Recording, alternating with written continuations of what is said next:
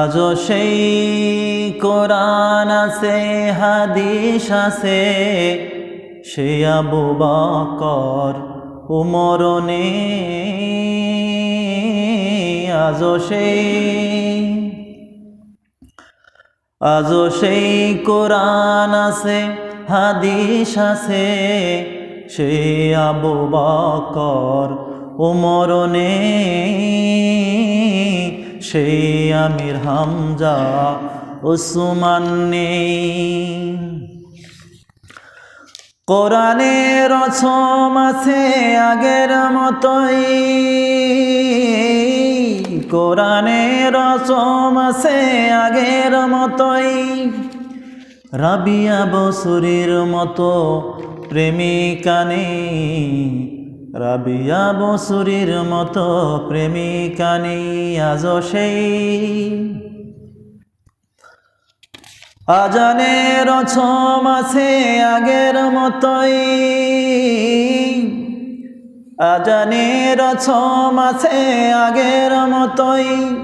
বেলালের সেই রূহ নেই, বেলালের সেই রূহ নেই। আজও সেই কোরআন আছে, হাদিস আছে, সেই আবু বকর উমর নেই। সেই আলী হায়দার উসমান নেই। আজও সেই কোরআন আছে, হাদিস আছে, সেই আবু বকর উমর নেই।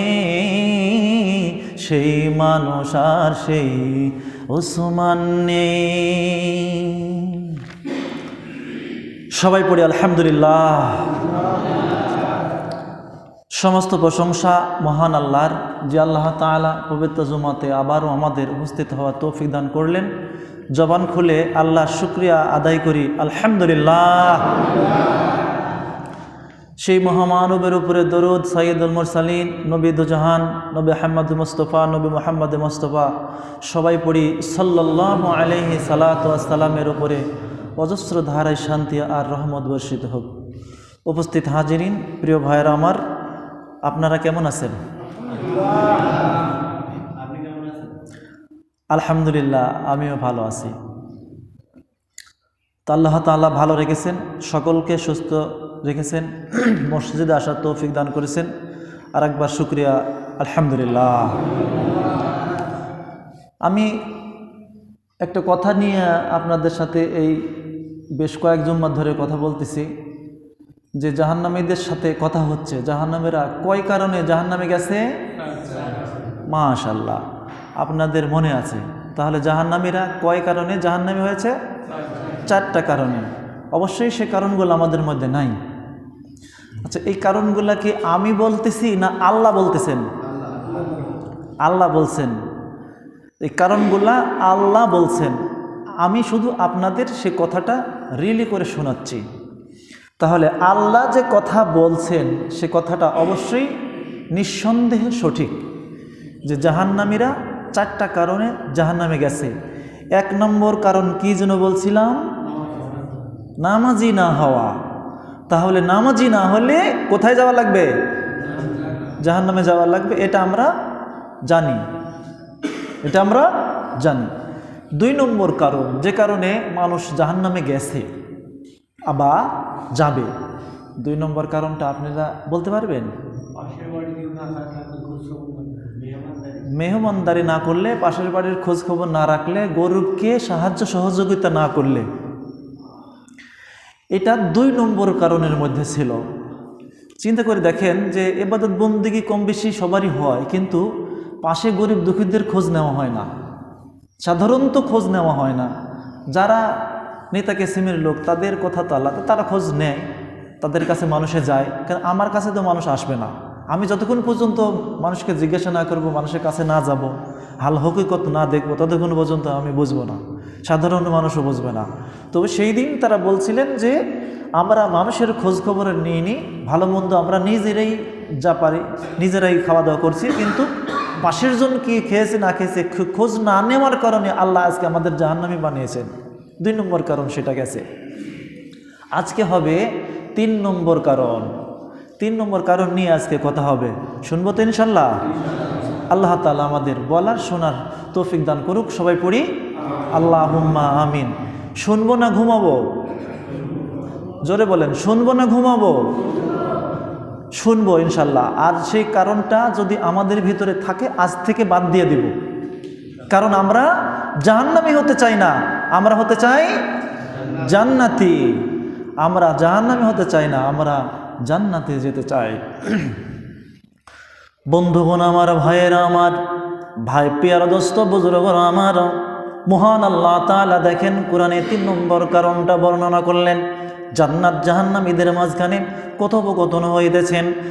জান্নাতবাসীরা বললেন, একই সঙ্গে ওঠা বসা করেছি, একই সঙ্গে সমাজ করেছি, একই সঙ্গে সমাজের সিন্নি পর্যন্ত খেয়েছি, বাজার করেছি, মাঠঘাটে করেছি, কত কিছু করলাম, তোমরা আজকে জাহান্নামে কেন গেলে?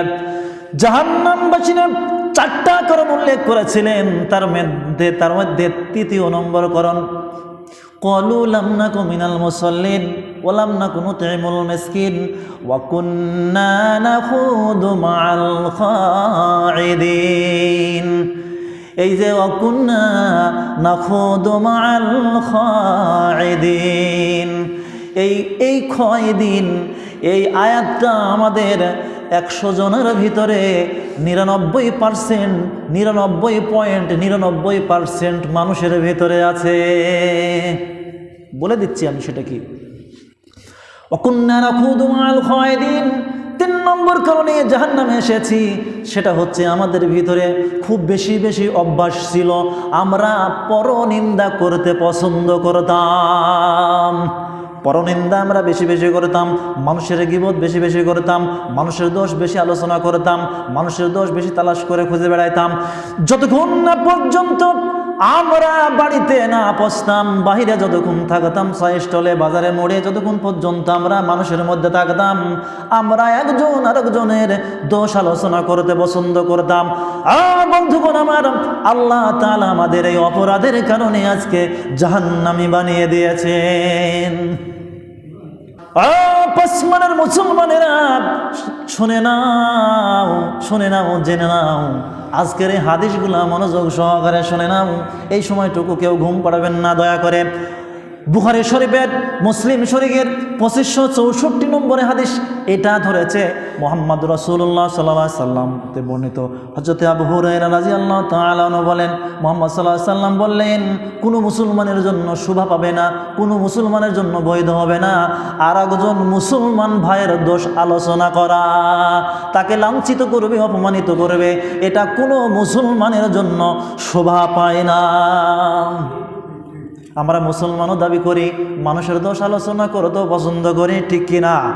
বাদ দেওয়া লাগবে, আজ থেকে এটা চলবে না।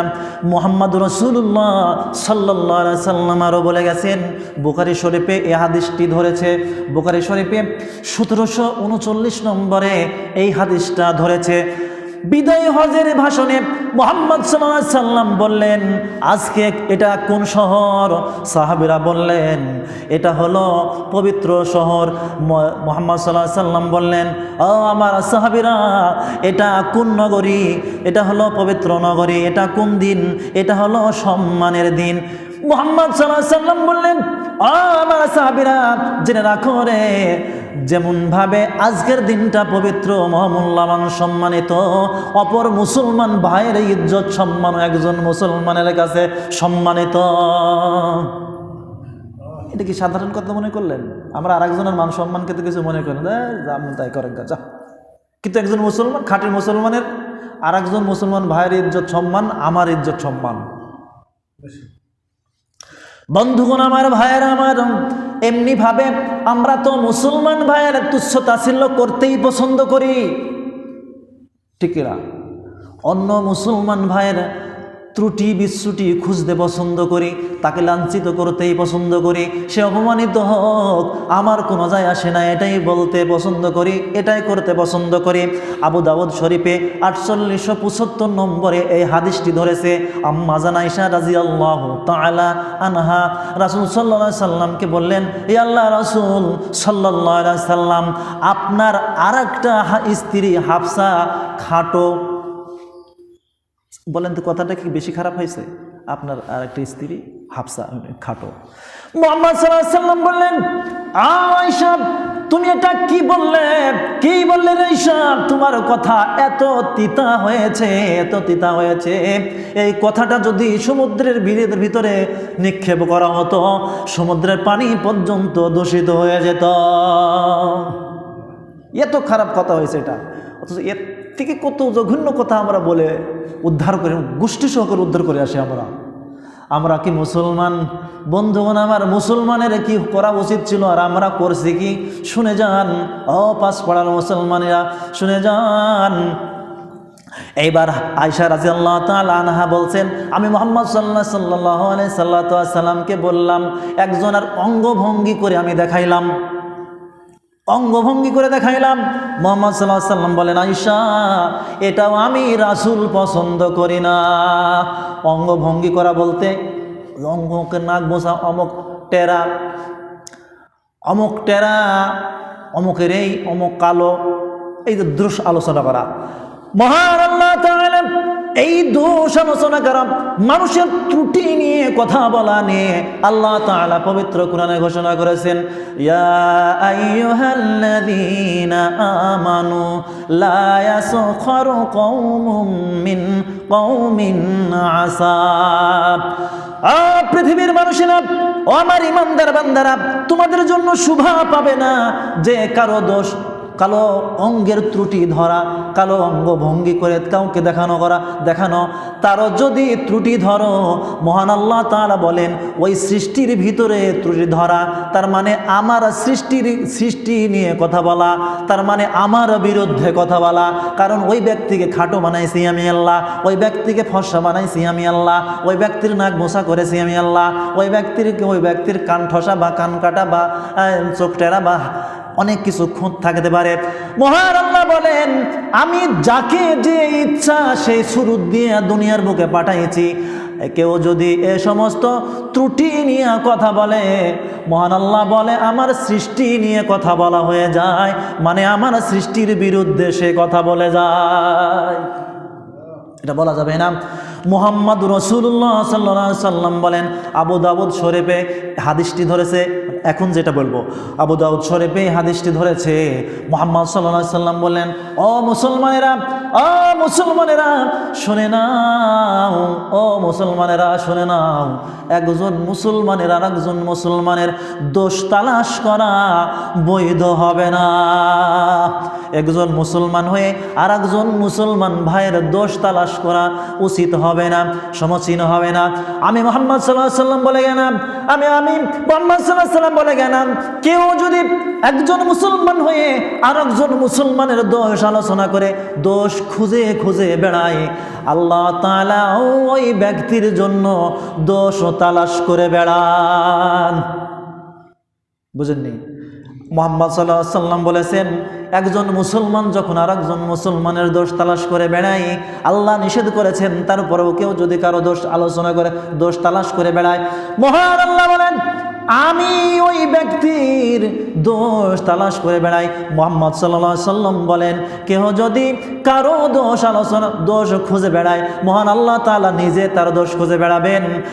আর আল্লাহ যদি কারো দোষ খুঁজে বেড়ায় রে, ওই ঘরে রেখেই ওই বান্দাকে লাঞ্ছিত করবেন। নাউজুবিল্লাহ বলেন। চিন্তা করেছেন এই কথাটা, যে কেউ যদি কারো দোষ খুঁজে বেড়ায় তাহলে আল্লাহ তার দোষ খুঁজে বেড়াবেন। আর জেনে রাখেন, কারো যদি দোষ আল্লাহ খুঁজে বেড়ায়, আল্লাহ যদি কারো দোষ তালাশ করে, ওই ব্যক্তিকে আল্লাহ ঘরে রেখেই লাঞ্ছিত করবেন। আউযুবিল্লাহ। কত বড় সাংঘাতিকতা! বন্ধুগণ আমার, ভাইয়ের আমার, ভাই পেয়ারা দোস্ত বুজুর্গণ আমার, এমনিভাবে মানুষের দোষ আলোচনা করতে নিষেধ করেছেন মুহাম্মাদুর রাসূলুল্লাহ সাল্লাল্লাহু আলাইহি সাল্লাম। বলেছেন, আল গীবাতু আসাদ্দু মিনাজ জিনা, গীবত হইল জেনা থেকে ভয়ঙ্কর। জেনা করলে যতটুকু শাস্তি, মানুষের গীবত করলে তার থেকেও বেশি শাস্তি। বুঝলেন কিছু? গীবত হলো জেনা থেকে ভয়ঙ্কর। এবার বলবেন তাহলে জেনাকে তো আমরা বেশি নিকৃষ্ট মনে করি, জেনাকেই তো আমরা বেশি জঘন্য মনে করি, জেনাকে তো আমরা বড় গুনাহ মনে করি। মুহাম্মদ রাসূলুল্লাহ সাল্লাল্লাহু আলাইহি সাল্লাম বলেন, দুনিয়ার মানুষ শুনে নাও, আমি যখন জান্নাত জাহান্নাম ভ্রমণ করি, যখন জাহান্নাম ভ্রমণ করার জন্য গেলাম, মুহাম্মদ সাল্লাল্লাহু আলাইহি সাল্লাম বলছেন, আমি যখন জাহান্নাম ভ্রমণ করার জন্য গেলাম, জাহান্নামের ভিতরে ঘুরে ঘুরে দেখছি যে একটা বড় ধরনের একটা অনেক বড় 10 তলা উঁচু একটা মটকা, এর ভিতরে দাউ দাউ করে আগুন জ্বলছে, আর একদল মানুষকে উলঙ্গ করে উপর করে লটকায়া তার ভিতরে কাবাব বানানোর মতো করে পোড়ানো হচ্ছে। মুহাম্মদ সাল্লাল্লাহু আলাইহি সাল্লাম বললেন, ও আমার ফেরেশতারা, ও ফেরেশতা, এরা কারা রে, এরা কারা, কোন অপরাধে এরা এই শাস্তি ভোগ করছে? এমন একটা মটকা 10 তলার সমান উঁচা, এর ভিতরে দাউ দাউ করে আগুন জ্বলছে, আর কাবাবের মতো যেভাবে মানুষ কাবাব করে ওইভাবে উল্টা করে উলঙ্গ করে উল্টায় লটকায় তার ভিতরে আগুন দিয়ে পোড়ানো হচ্ছে। ফেরেশতারা বললেন, আল্লাহর নবী, এরা সেই লোক যারা দুনিয়ার বুকে জেনা করে বেড়াইছে, এরা হইল সেই লোক জেনা করার অপরাধে আল্লাহ তাআলা তাদেরকে এই শাস্তির ভিতরে রেখে দিয়েছেন। আর আল গীবাতু আশাদ্দু মিনাজ জিনা, আর গীবত হলো এই জেনা থেকেও ভয়ঙ্কর। বুঝে নেন জেনার শাস্তি যদি এরকম হয়, গীবত গাওয়ার শাস্তি এর থেকেও বেশি কেমন হতে পারে? কিছু বুঝলেন?